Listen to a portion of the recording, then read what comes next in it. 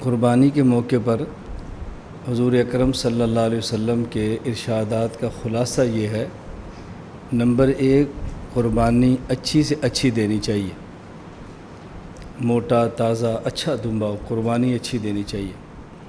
Number 2 قربانی خوش دلی کے ساتھ دینی چاہیے۔ اگر جانور میں عیب ہو تب بھی اللہ قبول نہیں فرماتے، اگر آدمی کی نیت کے اندر عیب ہو تب بھی اللہ قبول نہیں فرماتے۔ لن ینال اللہ لحومها ولا دماؤها ولکن ینالہ التقوی، اللہ رب العزت کو قربانی کے جانور کا گوشت نہیں چاہیے، انسان کا اخلاص اور حسن نیت چاہیے۔ تو ایک چیز کا تعلق جانور سے ہے اور ایک چیز کا تعلق قربانی دینے والے انسان سے ہے۔ جانور کے جسم کا عیب سے پاک ہونا ضروری ہے اور قربانی دینے والے انسان کی نیت کا عیب سے پاک ہونا ضروری ہے۔ نیت کا تعلق ہر آدمی کے اپنے دل کے ساتھ ہے، اس کے بارے میں اور آپ فیصلہ نہیں کر سکتے۔ جانور کے عیوب نظر آتے ہیں، اس لیے ان کے بارے میں ہم فیصلہ کر سکتے ہیں۔ تو احادیث کی روشنی میں فقہائے کرام نے بعض عیوب ایسے فرمائے ہیں، بیان فرمائے کہ اگر وہ جانور کے اندر ہوں تو قربانی نہیں ہوتی۔ وہ عیوب کون کون سے ہیں؟ وہ چند ایک عیوب کا آج کے سبق کے اندر تذکرہ ہوگا، وہ ذرا دیکھ لیں۔ نمبر 1، حضرت براء بن عازب رضی اللہ تعالیٰ عنہ فرماتے ہیں، رسول اکرم صلی اللہ علیہ وسلم نے ارشاد فرمایا، اربع لا تجوز فی الاضاحی، 4 قسم کے جانور ایسے ہیں کہ جن کو قربانی میں دینا اور ذبح کرنا جائز نہیں ہے۔ نمبر 1، العوراء بین عورها، ایسا جانور جو کانا ہو اور اس کا کانا پن بہت واضح ہو۔ والمریضۃ بین مرضها، جانور بیمار ہو اور اس کی بیماری بہت واضح ہو۔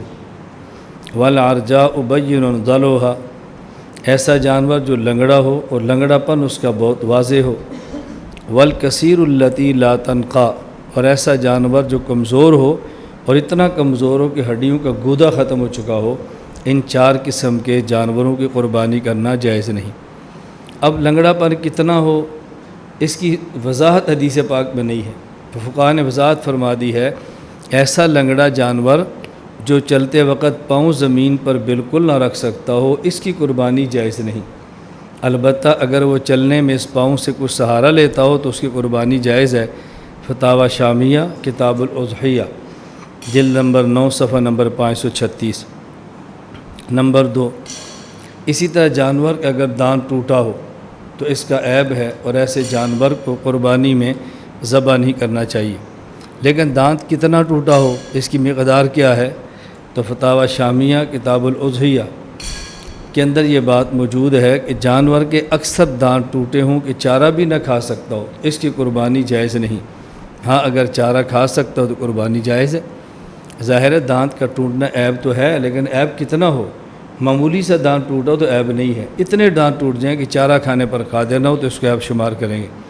نمبر 3، اگر جانور کا کان کٹا ہو، حدیث پاک میں ہے، علی بن ابی طالب رضی اللہ عنہ فرماتے ہیں، رسول اکرم صلی اللہ علیہ وسلم نے ہمیں حکم دیا، امرنا رسول اللہ صلی اللہ علیہ وسلم ان نستشرف العین والاذن، کہ ہم جس جانور کی قربانی دیں اس کی آنکھ اور اس کے کان کو دیکھیں کہ اس کے اندر نقص تو نہیں ہے۔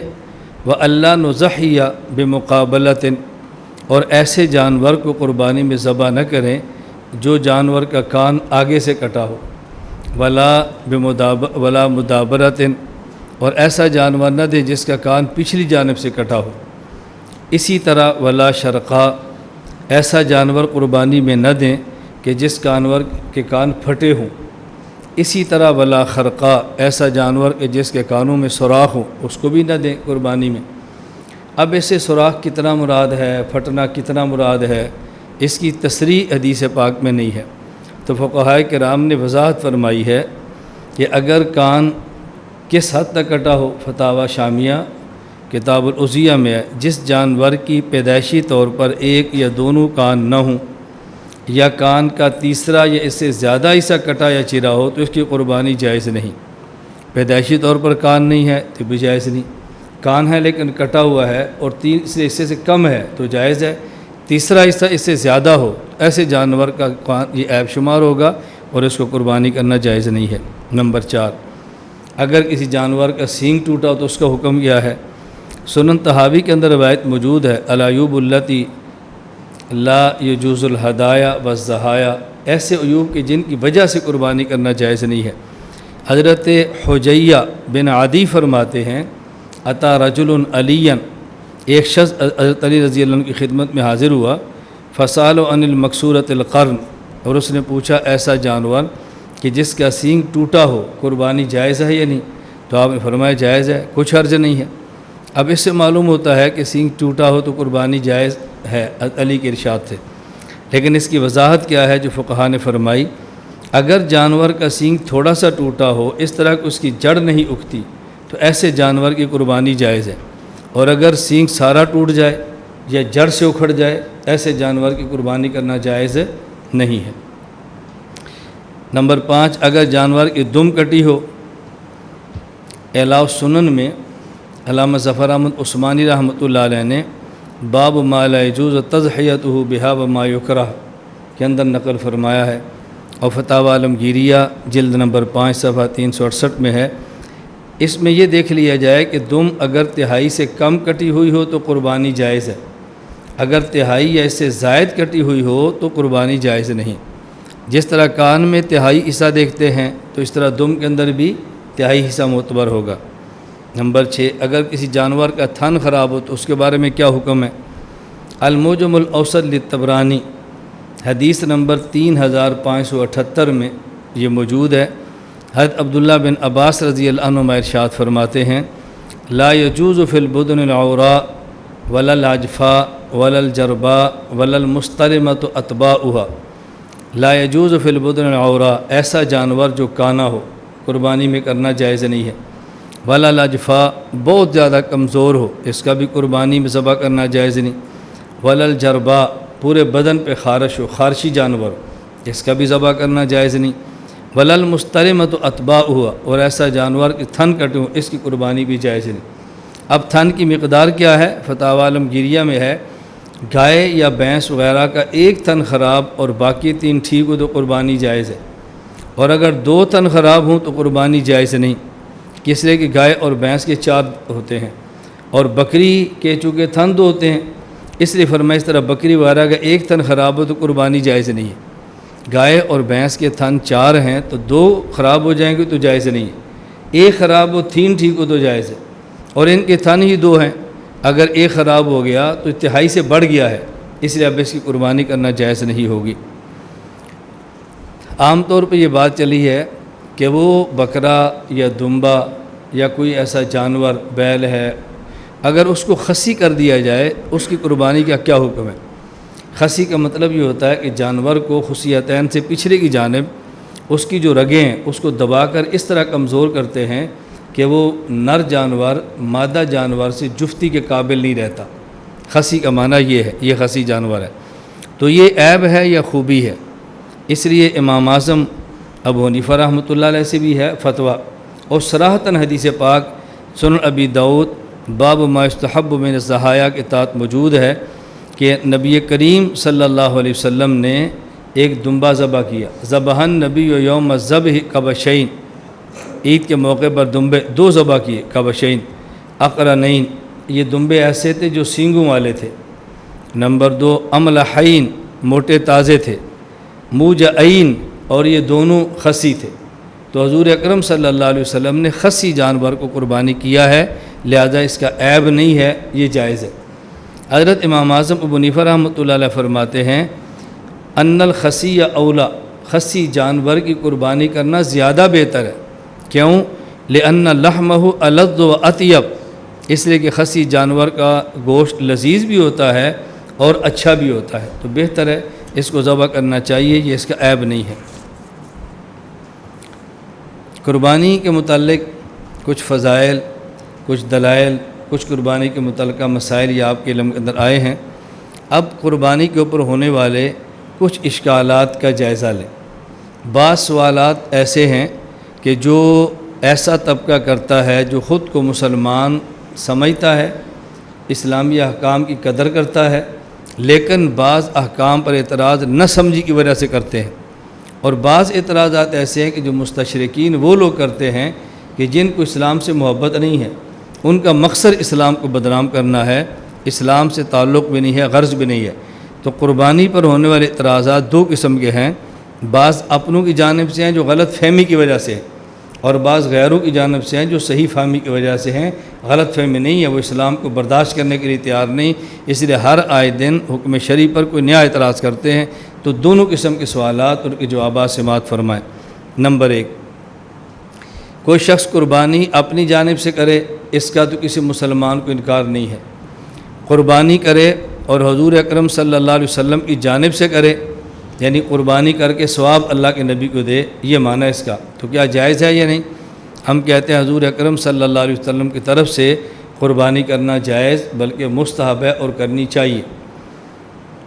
السنن الکبریٰ للبیہقی باب قول المضحی اللہم منک و الیک فتقبل منی وقول المضحی عن غیرہ اللہم تقبل من فلان، اس کے تحت ہے حضرت علی رضی اللہ تعالیٰ عنہ کے پاس قربانی والے دن ایک دمبا لایا گیا۔ اتی علی بن ابی طالب رضی اللہ عنہ یوم النحر بکبش فذبحہ، حضرت علی رضی اللہ تعالیٰ عنہ نے ذبح کیا، اور جب ذبح کرنے لگے تو آپ نے یہ فرمایا بسم اللہ اللہم منک ولک ومن محمد لک، اے اللہ یہ قربانی اللہم منک، اے اللہ قربانی جو میں ذبح کرنے لگا ہوں تو یہ اس کا اجر مجھے نہیں، جو کرے گا اس کو تو اجر ملے گئی، لیکن اس کا اجر حضور اکرم صلی اللہ علیہ وسلم کی ذات گرامی کو ملے۔ ومن محمد لک، محمد کی طرف سے آپ کے لیے ہے، تو قربانی حضور کے لیے نہیں، قربانی تو اللہ کے لیے ہے، لیکن وہ نبی پاک صلی اللہ علیہ وسلم کی طرف سے ہے۔ اور یہ جو درمیان اللہم منک، اس سے کسی کو شبہ ہوگا کہ قربانی تو اللہ کی طرف سے ہو رہی ہے، نہ، یہ ایسے ہی ہے جیسے وَاعْلَمُوا أَنَّمَا غَنِمْتُم مِّن شَيْءٍ فَأَنَّ لِلَّهِ خُمُسَهُ، اس کا خمس اللہ کے لیے ہے، اللہ کے لیے خمس نہیں ہے، مطلب یہ کہ اس کا ایک حصہ وہ ہے جو اللہ کے راستے کے اندر خرچ ہوتا ہے اور اللہ کے لیے ہے۔ تو من کا معنی یہ نہیں قربانی اللہ کی طرف سے ہے، یعنی یہ قربانی فی سبیل اللہ ہے، قربانی واجبہ نہیں ہے، قربانی نافلہ ہے۔ حضرت علی رضی اللہ تعالیٰ عنہ قربانی کے جانور ذبح کرتے اور حضور اکرم صلی اللہ علیہ وسلم کی طرف سے کرتے۔ پھر دوسرا دمبا ذبح ہوتا، آپ فرماتے بسم اللہ اللہم منک ولک ومن علی لک، دیکھو یہاں بھی من کا فرمایا ہے، یعنی اللہ یہ نفل ہے آپ کی رضا کے لیے ہے اور علی کی طرف سے ہے۔ ایک عالم زین الدین محمد بن عمر سراج الدین بن محمود شہاب الدین الرازی الحنفی، بہت بڑے محدث اور فقیہ گزرے ہیں، سن 766 کے اندر ان کا انتقال ہوا ہے۔ طبقات الحنفیہ عبد القادر قرشی کی کتاب کے اندر موجود ہے۔ بہت بڑے عالم، جن کا معمول کیا تھا کہ قرآن کریم پڑھتے اور حضور اکرم صلی اللہ علیہ وسلم کو اصالِ ثواب فرماتے، جانور ذبح کرتے اور اللہ کے نبی کی طرف سے قربانی کرتے۔ فتاوی شامیہ میں ہے ختم ابن السراج عنہ صلی اللہ علیہ وسلم اکثر من 10,000 ختمتاً وضحى عنہ مثل ذالک، انہوں نے نبی کریم صلی اللہ علیہ وسلم کی جانب سے 10,000 قرآن کریم ختم کیے، 10,000 قرآن کریم، اور قربانی بھی نبی پاک صلی اللہ علیہ وسلم کے لیے کرتے تھے۔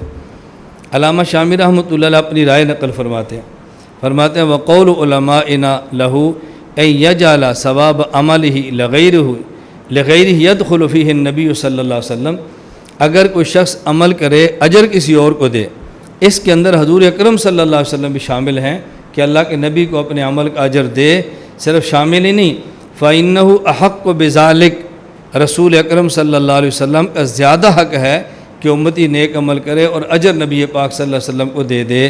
کیوں؟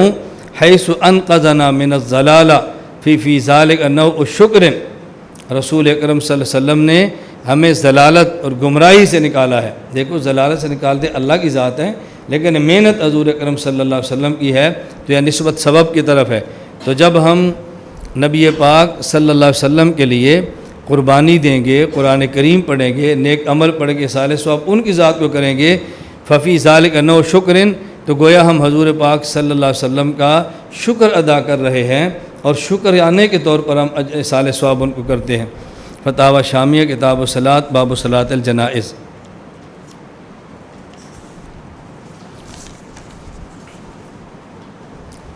آج کل یہ سوال غیر مقلدین کی طرف سے بہت اٹھایا جاتا ہے، گائے میں 7 آدمی شریک ہیں، بھینس میں 7 آدمی شریک ہیں، یا اونٹ میں 7 آدمی شریک ہیں، ان میں سے 6 آدمی اپنا حصہ قربانی کا ڈالتے ہیں، اور ان میں ایک بندہ قربانی کا نہیں، اس کے یہاں بچی پیدا ہوئی تو ایک حصہ عقیقے کا ڈالتا ہے، یا کسی کے یہاں بیٹا پیدا ہوا تو 2 حصے عقیقے کے ہیں اور 5 حصے قربانی کے ہیں۔ تو وہ جانور جو قربانی کے لیے ذبح کیا جائے اس میں کچھ شرکاء قربانی کی نیت کریں اور کچھ شرکاء عقیقہ کی نیت کریں تو جائز ہے یا نہیں؟ غیر مقلدین کہتے ہیں کہ جائز نہیں ہے، اور ہم کہتے ہیں کہ جائز ہے۔ اس کو اچھی طرح سمجھ لیں۔ مسئلہ یہ ہے کہ اگر گائے یا بھینس جس میں 7 آدمی شریک ہوتے ہیں قربانی کے لیے، یا اونٹ جس میں شریک ہوتے ہیں 7 آدمی قربانی کے لیے، اس میں 6 آدمی اپنا حصہ ڈالتے ہیں قربانی کا، اور ایک آدمی جس کے یہاں بیٹی پیدا ہوئی وہ عقیقے کے طور پر ایک حصہ اس میں ڈالے تو جائز ہے یا نہیں؟ یا 5 حصے قربانی کے ہیں اور ایک آدمی کا بیٹا جس کے عقیقے کے طور پر 2 حصے وہ جانور میں ڈالنا چاہتا ہے، جائز ہے یا نہیں؟ یعنی ایک ہی جانور میں کچھ حصے قربانی کے ہوں اور کچھ حصے قربانی کے نہ ہوں بلکہ عقیقہ کے ہوں تو جائز ہے یا نہیں؟ تو مسئلہ یاد رکھیں کہ اس طرح کرنا جائز ہے، اس میں حرج کی بات نہیں ہے۔ دلیل کیا ہے؟ رسول اکرم صلی اللہ علیہ وسلم نے عقیقے کے اوپر لفظ نسک استعمال فرمایا ہے۔ سنن ابی داؤد کتاب الضحایا باب فی العقیقہ، من ولد لہ ولد فاحب ان ینسک عنہ فلینسک، جس شخص کو اللہ بیٹا عطا فرمائے، بیٹی عطا فرمائے، اولاد عطا فرمائے، اور وہ اپنی اولاد کی طرف سے عقیقہ کرنا چاہے تو عقیقہ کرنا چاہیے۔ اور یہاں عقہ یا عق کو لفظ استعمال نہیں ہے بلکہ نسک ینسک کا لفظ استعمال کیا، تو عقیقے پر لفظ نسک استعمال ہوا ہے۔ اسی طرح لفظ نسک کا استعمال قربانی پر بھی ہے۔ سنن ابی داؤد باب ما یجوز من السن من الضحایا، حضرت براء رضی اللہ عنہ فرماتے ہیں خطبنا رسول اللہ صلی اللہ علیہ وسلم یوم النحر بعد الصلاۃ، حضور اکرم صلی اللہ علیہ وسلم نے عید کی نماز پڑھانے کے بعد ہمیں خطبہ دیا اور آپ نے مسئلہ بیان فرمایا، من صلی صلاتنا، جس نے ہماری طرح نماز پڑھی ہے، ونسک نسکنا، اور ہماری طرح قربانی کرتا ہے، فقط اصاب النسک، اس نے صحیح قربانی کی ہے ہماری طرح، بمن نسک قبل الصلاۃ فتلک شاۃ اللحم، اور جو ہماری طرح قربانی نہیں کرتا، ہم کرتے ہیں عید کے بعد، وہ عید سے پہلے کر دیتا ہے، تو یہ قربانی نہیں ہے، یہ ایک بکری یا ذبح کی جس کا گوشت کھائیں گے اور قربانی کا ثواب ان کو نہیں ملے گا۔ یا رسول اکرم صلی اللہ علیہ وسلم نے قربانی پر لفظ نسک استعمال فرمایا، تو عقیقے پر لفظ نسک اسی طرح استعمال کرنا جس طرح قربانی پر لفظ نسک استعمال کیا ہے، یہ اس بات کی دلیل ہے کہ نسک یعنی قربانی کے اندر عقیقے کا حصہ ڈالنا بھی جائز ہے، چونکہ دونوں کو اللہ کے نبی نسک فرمایا ہے۔ تو ایک گائے کے اندر جو 7 حصے ہیں، اگر اس میں 5 قربانی کے ہیں انہیں بھی نسک فرمایا اور 2 عقیقے کے ہیں تو انہیں بھی نسک فرمایا۔ تو رسول اکرم صلی اللہ علیہ وسلم کا قربانی اور عقیقہ دونوں کے لیے لفظ نسک استعمال کرنا اس بات کی دلیل ہے کہ ایک ہی جانور میں دونوں قسم کے حصے ڈالے جا سکتے ہیں۔ اسی طرح حضور اکرم صلی اللہ علیہ وسلم نے عقیقے کے لیے جانور ذبح کرنا، اس پر لفظ احراق استعمال کیا ہے۔ احراق یحریق احراقاً، یہ تو آپ سمجھتے ہیں نا، باب افعال ہے، احراق و یحریق احراقتاً، ہاں اس میں زائد ہے۔ صحیح بخاری میں روایت موجود ہے، سلمان بن عامر رضی اللہ عنہ فرماتے ہیں رسول اکرم صلی اللہ علیہ وسلم کو یہ فرماتے میں نے خود سنا، مع الغلام عقیقۃ فاحریق عنہ دمن وامیت عنہ الاذی، کہ دیکھو اگر بچہ ہو اور تم عقیقہ کرنا چاہو تو تم اس کی طرف سے خون بہاؤ اور اس کی وجہ سے تکلیف ختم ہوگی، مصیبت ختم ہوگی، اللہ صدقے کی برکت سے اس کی تکلیفیں ختم فرما دیں گے۔ وامیت عنہ الاذی، یہاں احراق کا لفظ استعمال کیا، فاحریقوا۔ اسی طرح قربانی کا لفظ احراق استعمال ہوا۔ سنن ترمذی باب فضل الاضحیہ، ام المومنین امی عائشہ رضی اللہ عنہ فرماتی ہیں رسول اکرم صلی اللہ علیہ وسلم فرمایا، ما عمل آدمی من عمل یوم النحر احب الی اللہ من احراق الدم، قربانی کے دن خون بہانا یعنی جانور ذبح کرنا، اس سے بڑی اللہ کی اور کوئی عبادت نہیں ہے۔ تو عقیقے کے لیے جانور ذبح کرنا، اس پر بھی لفظ احراق ہے، قربانی کے لیے جانور ذبح کرنا، اس پر بھی لفظ احراق ہے۔ تو دونوں قسم کے ذبح کے لیے ایک لفظ استعمال کرنا اس بات کی دلیل ہے کہ ایک ہی جانور کو بطور عقیقہ اور اسی میں دوسرے حصے بطور قربانی کے کرنا چاہیں تو جائز ہے۔ ان دو دلیلوں میں فرق سمجھیں، دونوں میں فرق کیا ہے؟ فرق یہ ہے، ایک ہے عقیقہ اور قربانی کا جانور، نمبر دو عقیقہ اور قربانی کے جانور کو ذبح کرنا۔ پہلے جو ہماری دلیل ہے وہ ذبح پر نہیں ہے، وہ عقیقہ پر ہے کہ عقیقے کے جانور کو نسک فرمایا من ولد لہ ولد فاحب ان ینسک عنہ فلینسک۔ رسول اکرم صلی اللہ علیہ وسلم عقیقے کے لیے جانور کے ذبح کرنے کے لیے لفظ کیا استعمال فرماتے ہیں؟ نسک۔ اب اگر نسک ینسک کا معنی ذبح کرنا ہوگا تو جانور جو ذبح ہوگا اس جانور کو کیا کہیں گے؟ آپ اسے اس میں مفعول استعمال فرمائیں نا تو منسوخ کہیں گے، صفت مشبہ ہو تو نسیک کہیں گے۔ تو یہ استدلال جانور سے ہے۔ اور دوسری حدیث میں آپ نے فرمایا من صلی صلاتنا و نسکا نسکنا، یہاں لفظ صاف طور پہ قربانی کی جانور لفظ نسک فرما دیا ہے۔ تو پہلا استدلال ہے قربانی کی جانور کو کیا فرمایا، اور اب استدلال ہے کہ قربانی کے جانور کے لیے ذبح کرنے پر لفظ کون سا استعمال ہوا ہے، اور عقیقہ کے ذبح کرنے پر لفظ کون سا استعمال ہوا ہے؟ تو لفظ استعمال ہوا احراق یوریکو احراقتاً۔ یہ اس کو اچھی طرح ذہن میں نشین فرما لیں۔ باقی شیخ ابن قدامہ حنبلی رحمہ اللہ کا ایک قیاس نقل کیا ہے کہ وہ بھی اس بات کے قائل ہیں کہ جس جانور کو بطور قربانی کے ذبح کریں، گائے، بھینس، اونٹ کو، اگر اس میں عقیقہ کا حصہ شریک کرنا چاہیں تو بھی ٹھیک ہے۔ دلیل کیا ہے؟ وہ کہتے ہیں عقیقہ اور قربانی میں مناسبت ہے۔ مناسبت کیا ہے کہ جس طرح عقیقہ نسیکہ، میں نے کہا نسک ینسک نسیکہ صفت مشبہ نسیکہ، تو جس طرح یہ نسیکہ مشروعہ، اسی طرح قربانی بھی نسیکہ مشروعہ ہے، یعنی عقیقے کے جانور کا ذبح کرنا یہ بھی شرعی حکم ہے، تو قربانی کے جانور کا ذبح کرنا وہ بھی ایک شرعی حکم ہے۔ یہ دونوں شرعی قربانیاں ہیں، کوئی آدمی اپنے ثابت نہیں ہے، لہٰذا ان کی آپس میں مشابہت ہو جاتی ہے۔ نمبر دو، جو جانور عقیقے کا ہے اس کے اندر وہی صفات ملحوظ رکھی گئی ہیں جو قربانی کے جانور کی صفات ملحوظ رکھی گئی ہیں۔ مثلا قربانی میں جانور کون سا ہونا چاہیے؟ مسنہ۔ عقیقہ میں کون سا ہونا چاہیے؟ مسنہ۔ اگر قربانی نہ ہو، ویسے کوئی بندہ ذبح کرنا چاہے عقیقے کے طور پہ جانور، تو جس طرح بکری ذبح کر سکتا ہے اونٹ بھی ذبح کر سکتا ہے، عقیقے میں بکری بھی ذبح کر سکتا ہے اور اونٹ بھی ذبح کر سکتا ہے۔ جس طرح قربانی کے جانور میں اچھا اور بہترین جانور ہونا چاہیے، تو عقیقہ کے اندر بھی جانور لاغر نہیں ہونا چاہیے، وہاں بھی جانور عمدہ ہونا چاہیے۔ تو جو صفات قربانی کے جانور کی ہیں وہی صفات عقیقہ کے جانور کی ہیں، لہذا عقیقہ والا جانور قربانی کے جانور کے مشابہ ہے۔ اس مشابہت کی بنیاد پر ایک ہی جانور جس میں 7 لوگ شریک ہو سکتے ہیں، بعض عقیقہ والے ہوں اور بعض قربانی والے ہوں، تو گنجائش ہے مشابہت کی وجہ سے۔ تو ابن قدامہ حنبلی رحمۃ اللہ علیہ نے اس پر یہ قیاس فرمایا۔ عقیقہ میں جانور ذبح کون سا کریں؟ عقیقہ میں چاہیں تو بکری بکرا ذبح کریں، دمبا یا بھیڑ اور مینڈا ذبح کریں، چاہے تو بھینس ذبح کریں، چاہے کٹا ذبح کریں، چاہے گائے ذبح کریں، چاہے اونٹ ذبح کریں۔ ہر قسم کا جانور جس طرح قربانی میں ذبح کر سکتے ہیں تو عقیقہ میں بھی یہ جانور ذبح کر سکتے ہیں۔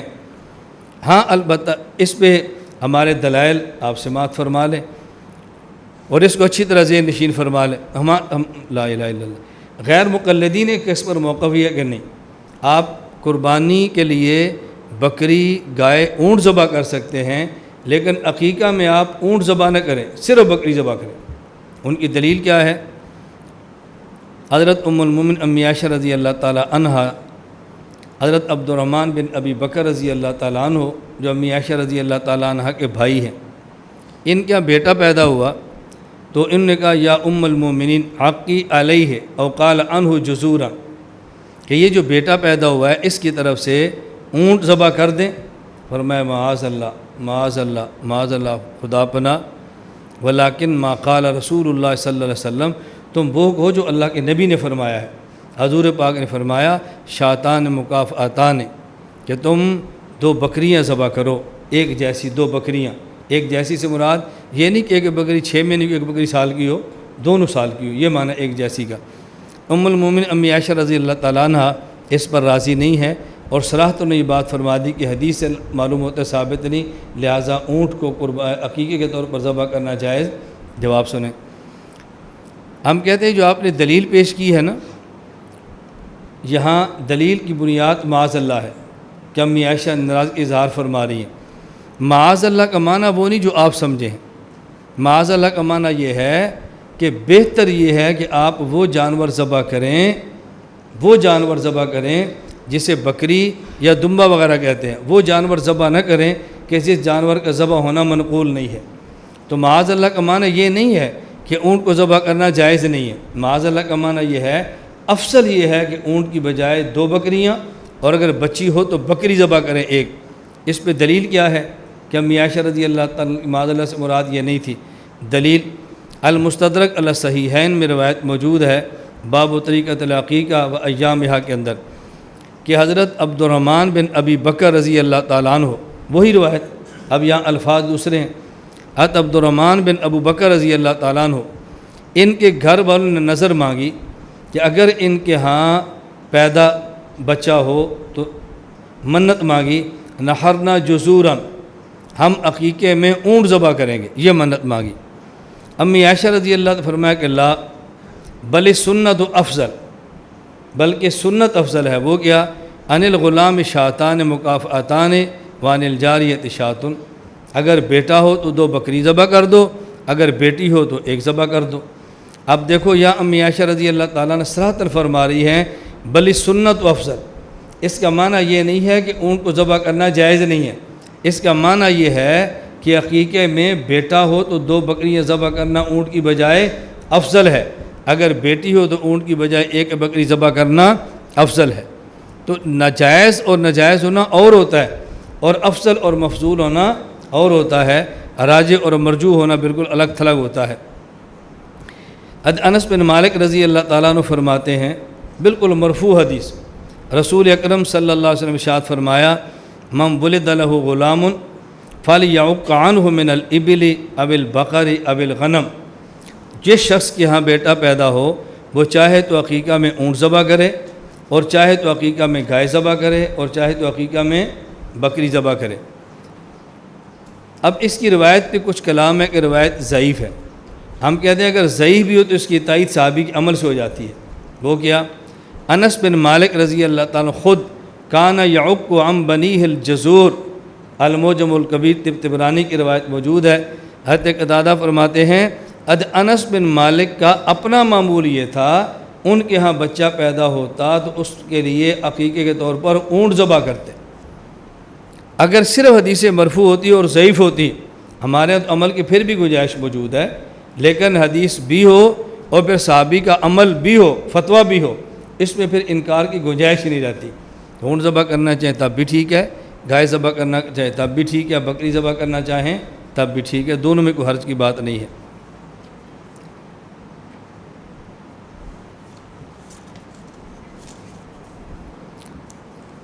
قربانی میں جو لوگ شریک ہوں گے، قربانی کے جائز ہونے کے لیے شرط یہ ہے کہ وہ سارے کے سارے شرکاء مسلمان ہوں۔ اگر ان میں ایک بھی شریک کافر ہوگا تو قربانی کسی کی بھی نہیں ہوگی۔ اس پر سوال یہ ہے، اگر ایک کافر ہے اور 6 مسلمان ہیں تو 6 مسلمانوں کی قربانی ہو جانی چاہیے اور کافر کی قربانی نہیں ہونی چاہیے۔ کافر کی اپنی نیت ہے اور مسلمان کی اپنی نیت ہے۔ اس کا جواب سنیں، ہم کہتے ہیں یہ تب ہوگا کہ جب قربانی سے مقصود گوشت ہو، کہ جانور ذبح ہو گیا، اس کے 7 حصے بن گئے، 6 حصے مسلمانوں کے ہیں، 1 حصہ کافر کا ہے۔ یہ کافر تھا، اس کی عبادت قبول نہیں ہے، 1 حصہ چلا گیا۔ مسلمان تھے، ان کی عبادت قبول ہے تو 6 حصے قبول ہو گئے۔ یہ تب تھا کہ جب قربانی سے مقصود گوشت ہوتا۔ قربانی سے مقصود گوشت نہیں ہے، بلکہ قربانی سے مقصود ہے اراقۃ الدم، اللہ کے راستے میں ایک جان کو ذبح کرنا۔ گوشت میں تو تقسیم ہو سکتی ہے، لیکن جان اور روح میں تقسیم نہیں ہو سکتی۔ وہ چونکہ تقسیم ہونا ممکن نہیں ہے، اس لیے کسی کافر کا شریک ہونا بھی جائز نہیں۔ یہ بالکل ایسے ہی ہے کہ جیسے دودھ کا ایک پیالہ ہو اور اس میں 6 حصے آپ پاک ملا دیں اور ایک حصہ ناپاک دودھ ملا دیں، اب آپ کہیں گے اس میں حلال کون ہے حرام کون ہے، ہم کہہ دیں کہ سارا حرام ہے۔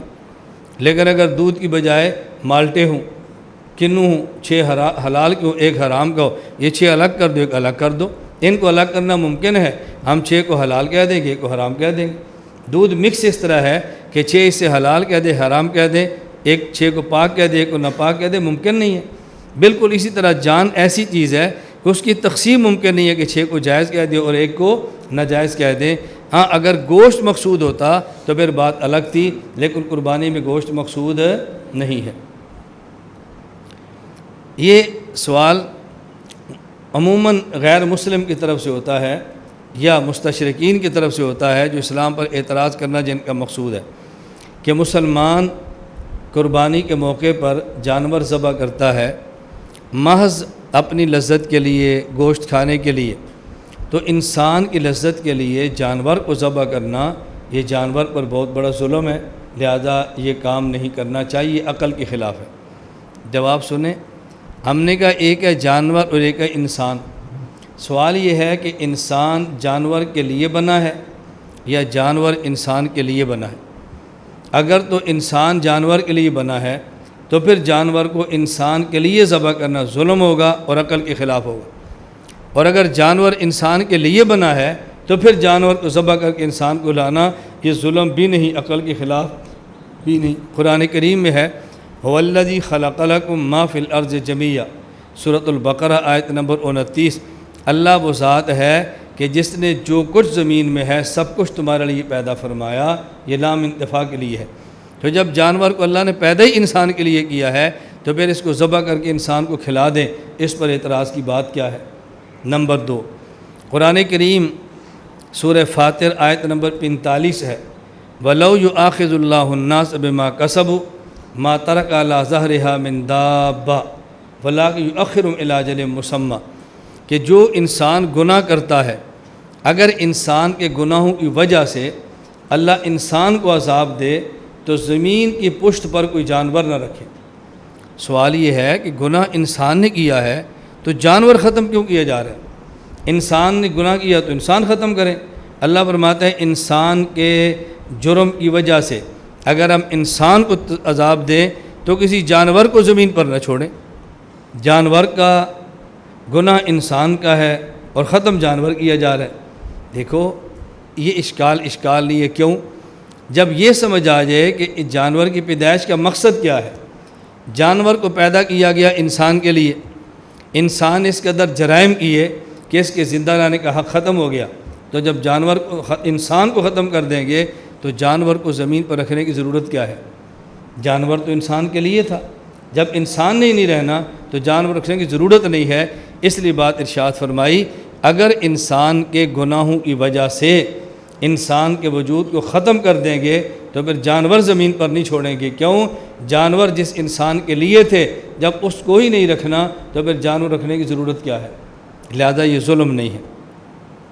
اس پر جو اعتراض ہے، جو سوال ہے، اس اعتراض کی منشا کیا ہے، اصل وہ سمجھیں۔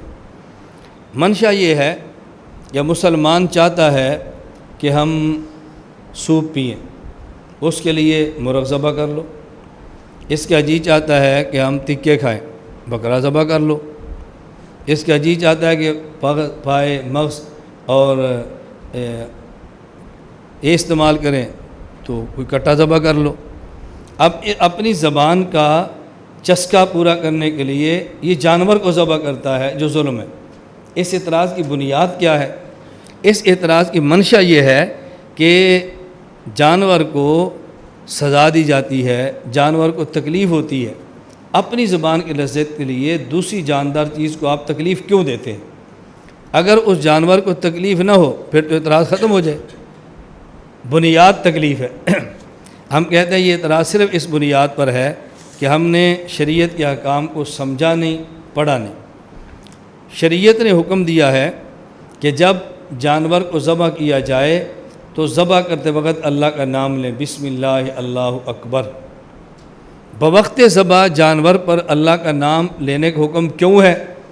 جب انسان بوقت ذبح جانور پر اللہ کا نام لیتا ہے تو اللہ کے نام کی برکت سے جانور اتنا خوش ہوتا ہے کہ خدا کے نام پر ذبح ہونے میں اس کو تکلیف نہیں ہوتی۔ بنیاد تو تکلیف تھی، جب تکلیف نہیں تو پھر اعتراض کا کیا مطلب؟ اس کو تکلیف نہیں ہوتی۔ اس کی مثال سمجھیں کہ شہید میدان جنگ میں جب قتل ہوتا ہے تو اس کو قتل ہونے کی وہ تکلیف نہیں ہوتی جو ہم محسوس کر رہے ہوتے ہیں۔ حدیث پاک سنن نسائی باب ما یجد الشہید من العلم کے اندر روایت موجود ہے۔ حضرت ابو ہریرہ رضی اللہ تعالیٰ عنہ فرماتے ہیں ما یجد الشہید من مس القتل الا کما یجد احدکم من مس القرصہ، کہ شہید اللہ کے راستے میں قتل ہونے کی اتنی سی تکلیف محسوس کرتا ہے کہ جتنی کوئی بندہ معمولی سی چیونٹی کاٹنے کی تکلیف محسوس کرتا ہے۔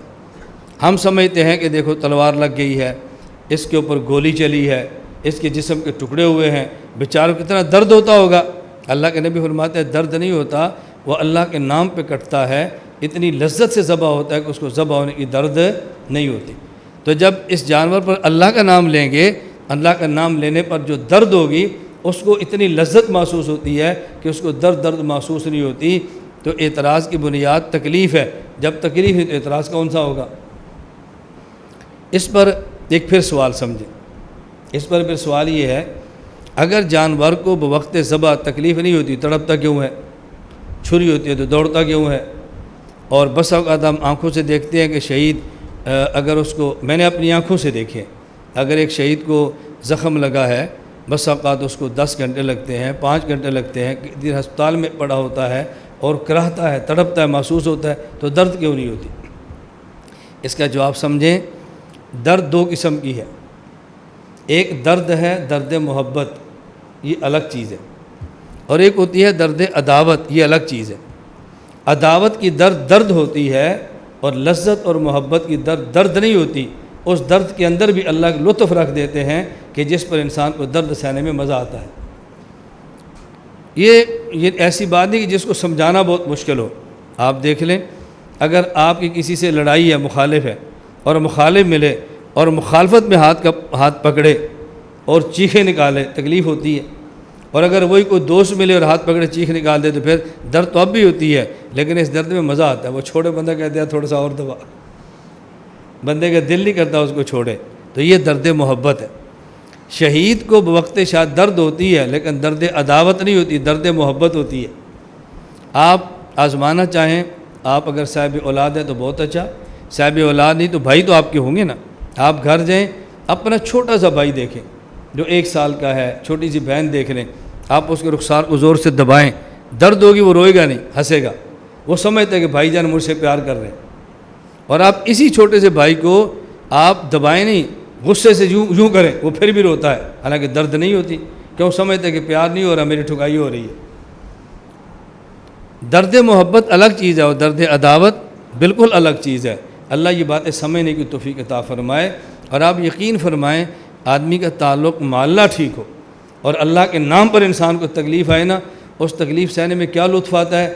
میں آپ کے لیے یہ دعا تو نہیں کرتا کہ آپ تکالیف سے گزریں، لیکن کبھی تکلیف آ جائے نا، پھر اللہ کو لطف عطا فرماتا۔ میں چونکہ ان تکالیف سے گزرا ہوں اور ہم نے ان تکالیف کے لطف اپنے خود محسوس کیے ہیں۔ محسوس کی چیز بندہ اپنی زبان سے سمجھا نہیں سکتا کہ اللہ پاک نے اس میں سکون کتنا رکھا ہے، اللہ نے راحت کتنی رکھی ہے۔ بظاہر دیکھنے والے تکلیف سمجھتے ہیں لیکن اس کو تکلیف نہیں ہوتی۔ مولانا جلال الدین رومی رحمۃ اللہ فرماتے ہیں کہ دنیا والے جب راحت دینا چاہیں پہلے اسباب راحت دیتے ہیں تو پھر راحت ملتی ہے۔ اللہ جب راحت دیتے ہیں اسباب راحت چھوڑ کے پھر راحت دیتے ہیں۔ اسباب غم کے ہوتے ہیں، اللہ دیتے خوشی، اور دنیا والے اسباب غم ختم کرتے ہیں پھر خوشی دیتے ہیں۔ یوسف علیہ السلام جب جیل میں گئے تو کیا فرمایا؟ رب السجن احب الی مما یدعون، اے اللہ جس کی طرح مجھے یہ بلاتی ہے نا، مجھے اس سے آپ کے جیل، آپ کی محبت کے جیل خانہ احب ہے، مجھے محبوب ترین ہے۔ اب بظاہر جیل میں جانا تکلیف دہ، محبوب ترین کیسے ہو گیا؟ لیکن یہ یوسف علیہ السلام سے پوچھو جن کا خدا سے تعلق مضبوط تھا، انہیں عورت کے پیار پر خدا کی جیل خانے کو ترجیح دی ہے، یوسف علیہ السلام نے۔ مولانا رومی فرماتے ہیں گر او خواہد عین غم شادی شود، گر او خواہد عین غم شادی شود، پائے بند آزادی شود، عین پائے بند آزادی شود۔ مولانا رومی فرماتے ہیں گر او خواہد عین غم شادی شود، عین پائے بند آزادی شود۔ اللہ جب چاہتے ہیں تو غم کو خوشی بنا دیتے ہیں، اللہ جب چاہتے ہیں تو پاؤں کی بیڑیوں کو آزادیاں بنا دیتے ہیں۔ دنیا میں تو لوگ آزادی پہلے بیڑی کاٹتے ہیں پھر آزادی ملتی ہے نا، وہ پاؤں میں بیڑی ہوتی ہے پھر بھی آزادی ہوتی ہے۔ حضرت زید آپ نے پڑھا، زید غلام تھے، حضور کی خدمت میں آئے، لینے کے لیے پیچھے چچا پہنچا، کہا تمہاری ماں روتی ہے، باپ روتا ہے، قبیلہ بہت پریشان ہے، کہا میں نے نہیں جانا، کہا ادھر ٹھہرو گے تو غلامی کی زندگی گزارو گے۔ حضرت زید نے کیا فرمایا، میں یہ غلامی اس آزادی پہ، میں اس آزادی کو اس غلامی پر قربان کرتا ہوں، میں وہ آزادی چھوڑتا ہوں، حضور کی غلامی نہیں چھوڑ سکتا۔ اب یہ غلامی کو اختیار کرے تو اس کو سمجھ آئے نا غلامی کا مزہ کیا ہوتا ہے، ویسے زبان سے تو بندہ نہیں سمجھا سکتا۔ میں آپ کی خدمت میں کیوں عرض کرتا ہوں کہ آپ ذکر کریں، کثرت سے کریں، نہ مزہ ہے پھر کریں، مزہ ہے پھر کریں، کرتے رہیں۔ ایک وقت آئے گا جب ذکر آپ کا مزاج بن جائے گا نا، پھر آپ کو خلوت میں ذکر کا لطف آئے گا، پھر آپ دعائیں دو گے کہ استاد جی نے ہمیں صحیح راستے پر لگایا تھا۔ ابھی تو آپ کہو گے یار یہ کوئی بات ہے، یہ کوئی کام ہے، یہ کوئی کرنے والی کام ہے، علم ذکر سے افضل ہوتا ہے، ابھی تو آپ نے اسی پر دلائل دیتے رہنے۔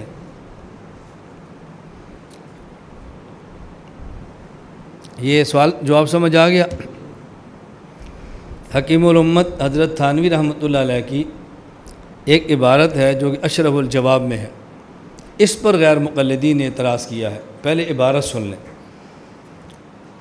دوسری قوموں کو یہ شبہ کہ یہ لوگ بڑے سنگ دل ہوتے ہیں کہ انہی جانوروں کے گلے پر چھری پھیرتے ہوئے ذرہ بھی رحم نہیں آتا، محض ناواقفی اور یا تعنت، سرکشی، زیادتی سے ناشی پیدا ہونے والی ہے۔ مگر عجیب بات یہ ہے کہ یہ شبہ اور اعتراض فقط گائے کی قربانی کے متعلق ہے، چوہے، بکری، مرغی، کبوتر کے متعلق نہیں۔ معلوم ہوتا ہے دال میں کالا ہے، یعنی اس شبہ کا سبب ترحم نہیں بلکہ حمیت مذہبی ہے۔ اشرف الجواب حصہ اول صفحہ 84۔ اعتراض کا خلاصہ کیا ہے؟ غیر مقلد کہتے ہیں کہ حکیم الامت مجدد الملت مولانا اشرف علی تھانوی رحمہ اللہ تعالی یہ چوہے، کبوتر اور مرغی کی قربانی کے قائل ہے، اور حکیم الامت تھانوی چوہے کے حلال ہونے کے قائل ہیں۔ کیوں؟ ہندوؤں نے اعتراض کیا تھا کہ تم گائے ذبح کرتے ہو، ظلم کرتے ہو۔ حضرت تھانوی فرماتے ہیں اگر گائے ذبح کرے تو تمہیں ظلم نظر آتا ہے، تو جب چوہا، بکری، چوہا، مرغی اور کبوتر ذبح کرے پھر تمہیں ظلم کیوں نظر نہیں آتا؟ الزامی جواب دے رہے ہیں۔ تو اس سے معلوم ہوتا ہے تھانوی جس طرح گائے کے حلال ہونے کے قائل ہیں تو چوہے کے بھی حلال ہونے کے قائل ہیں۔ اس کا جواب یہ ہے کہ آپ حکیم الامت تھانوی کی باتوں کو سمجھے نہیں۔ حکیم الامت تھانوی رحمۃ اللہ علیہ نے الزامی جواب دیا ہے، ان کے اوپر الزام لگایا ہے، ہم گائے ذبح کرتے ہیں تو تم اعتراض کرتے ہو کہ مسلمان ظلم کرتا ہے، تو جب تم چوہے کھاتے ہو، تم چوہے مار کے کھا جاتے ہو تو چوہے کو تکلیف نہیں ہوتی، جب تم مرغی ذبح کر کے کھاتے ہو تکلیف نہیں ہوتی، جب کبوتر کو کاٹتے ہو تو اس کو تکلیف نہیں ہوتی۔ تم کبوتر کاٹو اعتراض نہیں ہے، تم مرغی کاٹو اعتراض نہیں ہے، بکری کاٹو اعتراض نہیں ہے، چوہا کاٹ کے کھاؤ اعتراض نہیں، اور ہم قربانی کی گائے ذبح کریں تو تم اعتراض کرتے ہو۔ تو حضرت تھانوی رحمۃ اللہ علیہ نے چوہے کو حلال نہیں فرمایا بلکہ آپ نے الزامی جواب دیا، ان پر الزام لگایا ہے اگر ایک چیز ہم نے ذبح کی ہے تو چار تم بھی ذبح کرتے ہو، اگر گائے کو درد ہوتی تو ان چار کو تکلیف نہیں ہوتی تو تم بھی تو کاٹ کے کھا جاتے ہو۔ یہ حضرت تھانوی نے الزامی جواب دیا ہے، لیکن ان لوگوں نے اعتراض کیا حضرت تھانوی رحمۃ اللہ حلال ہونے کے قائل ہیں، یہ بات ہرگز ٹھیک نہیں ہے۔ سوال یہ ہے قربانی کے دن جانور ذبح نہ کریں بلکہ جانور ذبح کرنے کی بجائے جانور کی قیمت صدقہ کر دیں تو کہتے ہیں فائدہ بہت زیادہ ہوگا۔ مثلا ایک دن میں اگر مسلمان 1 ارب روپے کے جانور خرید کے ذبح کرتے ہیں، اس کی بجائے 1 ارب روپیہ جمع کریں، اسکول بنا دیں، ہسپتال بنا دیں، یتیم خانہ بنا دیں، اور چیزیں بنا دیں، اس پہ فائدہ زیادہ ہوگا۔ گوشت تو کھایا اور ختم ہو گیا۔ تو اگر ایک دن میں 1 ارب کے جانور ذبح کرنے کی بجائے 1 ارب روپے کو صدقہ کر دیں یا اس 1 ارب روپے سے کچھ چیزیں بنا دیں تو شاید اس کا فائدہ زیادہ ہو، اس لیے بہتر ہے کہ یہ کام نہ کریں، یہ کریں۔ جواب سنیں، ہم نے کہا یہ اعتراض وہ کرتا ہے جو اسلام کے مالیاتی نظام سے غافل ہے۔ اگر اسلام کا مکمل مالیاتی نظام علم میں ہو پھر یہ اعتراض کبھی نہیں کرتا۔ اس کی وجہ، اگر آدمی کے پاس زمین ہے تو زمین کی پیداوار پر اللہ نے عشر رکھ دیا ہے، اب زمین کے باغات، زمین کی فصلیں، اس کا صدقہ جا رہا ہے۔ اگر آدمی کے پاس سونا اور چاندی مال تجارت موجود ہے، اس پر اللہ کریم نے زکوٰۃ رکھ دی ہے، اب زکوٰۃ کا پیسہ جا رہا ہے۔ اگر آدمی مسلمان بالغ ہے، صاحب استطاعت ہے اور عید کے دن ہے، اس کے اوپر صدقۃ الفطر رکھ دیا ہے، جس سے غریبوں کی حاجات پوری ہو رہی ہیں، اور اس کے علاوہ صدقات نافلہ بھی رکھے ہیں جو غریبوں کی حاجات پوری کرتے ہیں۔ اللہ رب العزت کی جو منشا ہے وہ یہ ہے کہ اس دن صرف اور صرف محبوب ترین اپنا جانور ذبح کرو۔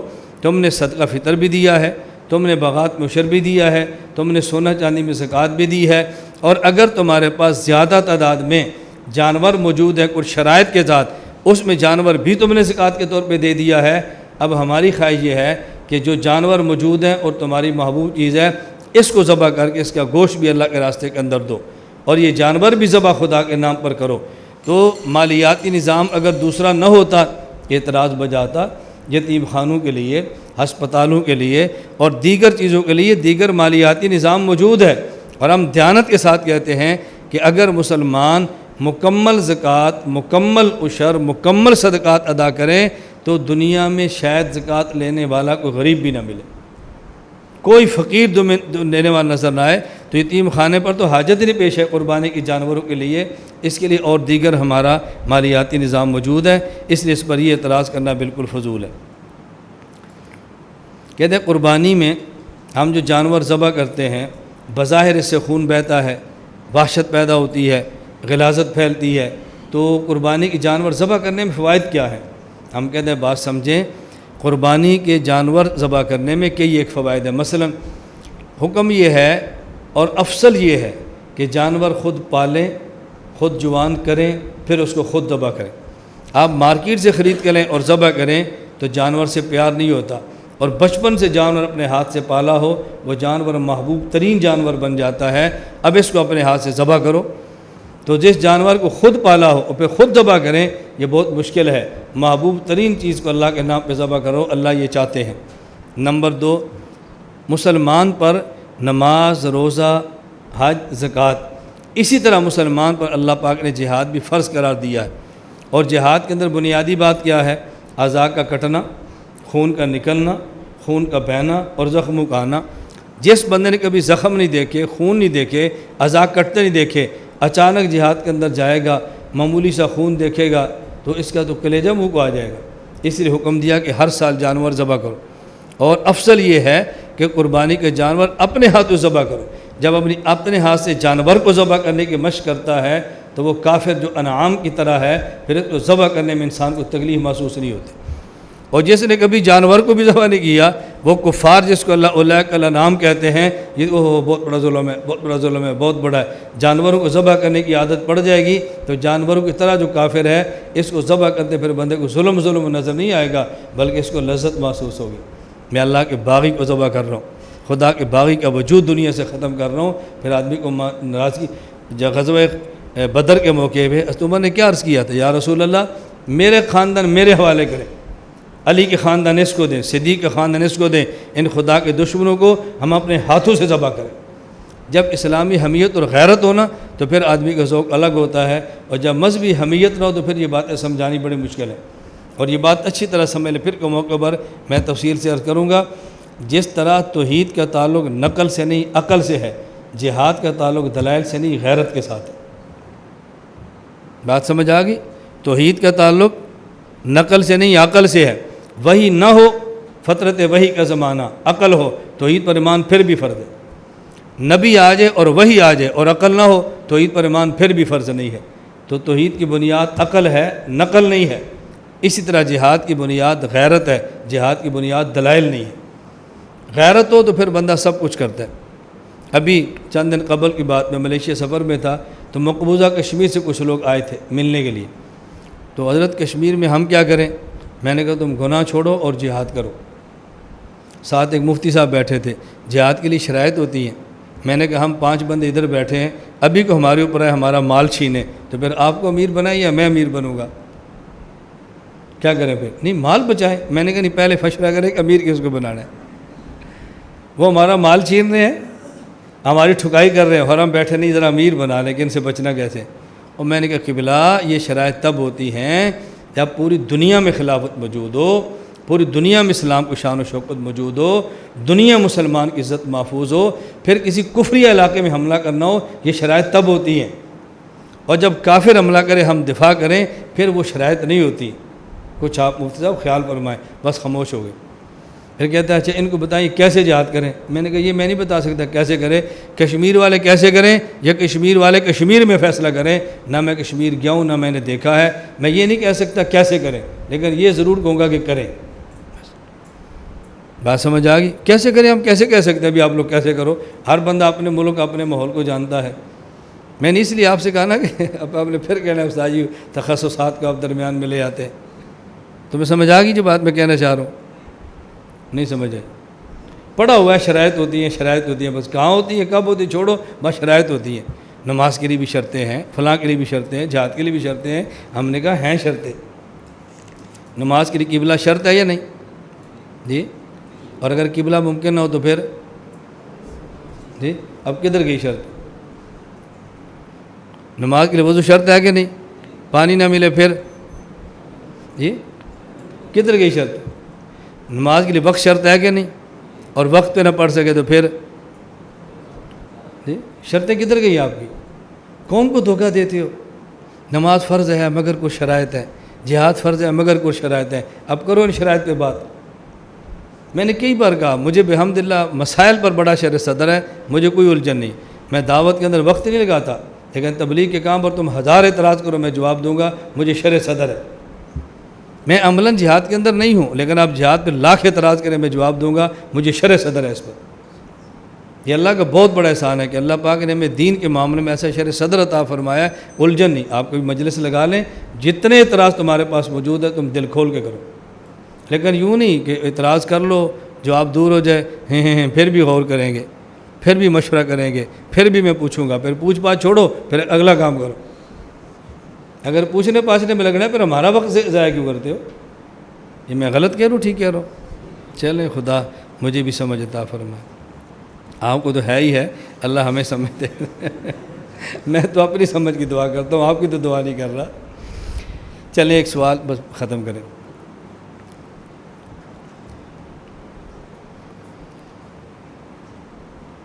کہتے ہیں ہم ہر سال ہزاروں اور لاکھوں جانور ذبح کرتے ہیں۔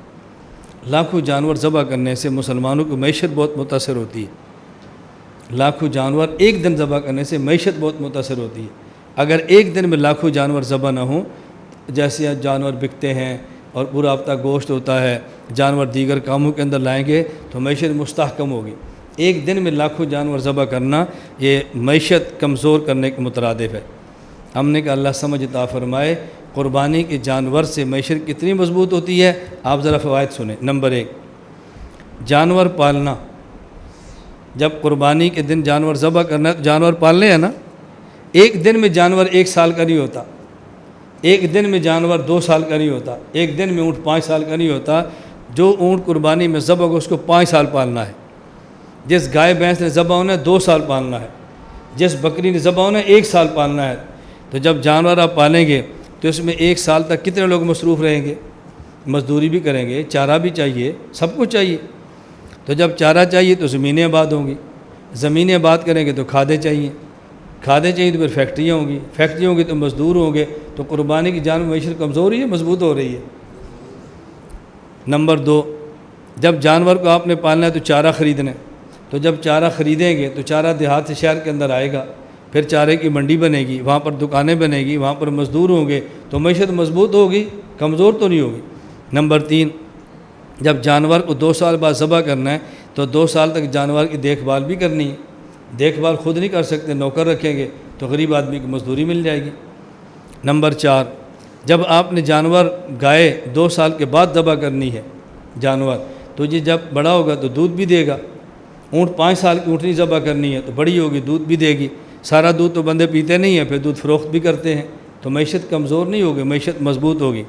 نمبر 5، اگر جانور شہر سے باہر ہیں، شہری لوگ جانور نہیں پالتے، تو باہر سے جانور شہر میں لائیں گے تو اس کے لیے آپ کو منڈی کا انتظام کرنا پڑے گا، ٹرانسپورٹ کا انتظام کرنا پڑے گا، ٹرانسپورٹ پر ڈرائیور چاہیے، اس کو لادنے کے لیے مزدور چاہیے، مزدوروں نے جہاں کام کرنا ان کو کھانا چاہیے، کھانے کے لیے پھر ہوٹل بنیں گے، ہوٹلوں کے لیے گندم چاہیے، سبزیاں چاہیے، گوشت چاہیے، تو معیشت مضبوط ہو رہی ہے نا، کمزور تو نہیں ہو رہی۔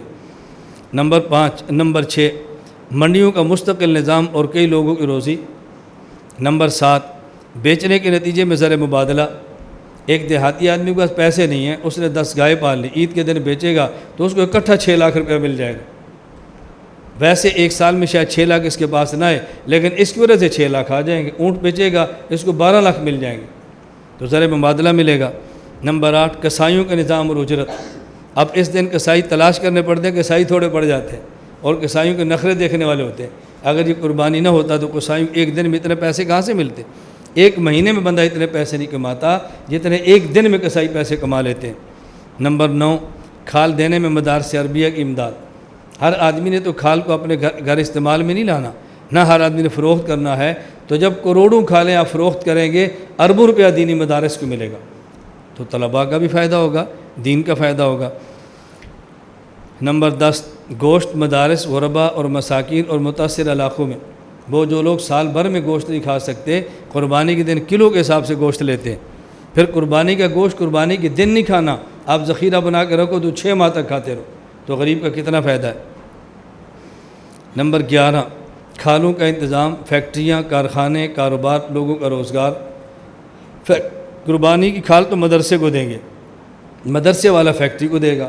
اب فیکٹری والے نے پہلے اس کو بال اتارنے، پھر اس نے اس کو رنگنا ہے، پھر اس نے فیکٹری کے اندر جانا ہے، پھر چمڑے نے دنیا میں جانا ہے، تو صرف ملک نہیں پوری دنیا میں مسلمانوں کی ایک دن میں معیشت کھڑی ہو جاتی ہے کہ اتنی بڑی یہ تجارت ہے کھالوں کی کہ آپ کو اس کا اندازہ نہیں ہے۔ ہم تو بہت کم قیمت میں کھال بیچتے ہیں، اس سے فیکٹری والا کتنا منافع کماتا ہے، کسی فیکٹری میں جا کر دیکھنا، میں نے تو جا کر دیکھا ہے، ایک ایک جوتا کتنی سی کھال سے بنتا ہے، اور ایک کھال میں جوتے کتنے ہوتے ہیں۔ اور اب چائنا والوں نے عجیب نظام کیا، وہاں کھال جاتی ہے، وہ اس کو خاص کیمیکل لگاتے ہیں، کھال پھول جاتی ہے، وہ اس کو کاٹتے ہیں اور کاٹ کر ایک کھال کی 4 بناتے ہیں، یعنی اگر آپ نے ایک کھال 4000 کی بیچی ہے نا، وہ اس کھال کو 16000 کی بنا دیتے ہیں۔ نمبر 12، اشیاء کی بناوٹ۔ دیکھو کوٹ ہیں، خیمے ہیں، جیکٹس ہیں، یہ سب کچھ کس سے بن رہی ہیں؟ ان کھالوں سے بن رہی ہیں۔ نمبر 13، کمپنیوں اور کارخانوں کا نظام اور لوگوں کا روزگار۔ کمپنیوں کا مطلب کیا؟ اس نے فیکٹری میں جانا ہے، پھر چمڑے نے تیار ہو کے آگے جانا ہے، پھر جوتیاں ایک فیکٹری الگ ہو جائے گی، فٹ بال الگ ہو جائے گی، دستانے الگ ہو جائے گی، جیکٹیں الگ ہو جائیں گے۔ تو قربانی کے دن کی قربانی سے معیشت مستحکم ہوتی ہے، کمزور نہیں ہوتی۔ اللہ ہمیں یہ بات سمجھنے کی توفیق عطا فرمائے۔ اللہ مجھے بھی اور آپ کو بھی اچھے سے اچھا جانور قربانی کے موقع پر ذبح کرنے کی توفیق عطا فرمائے۔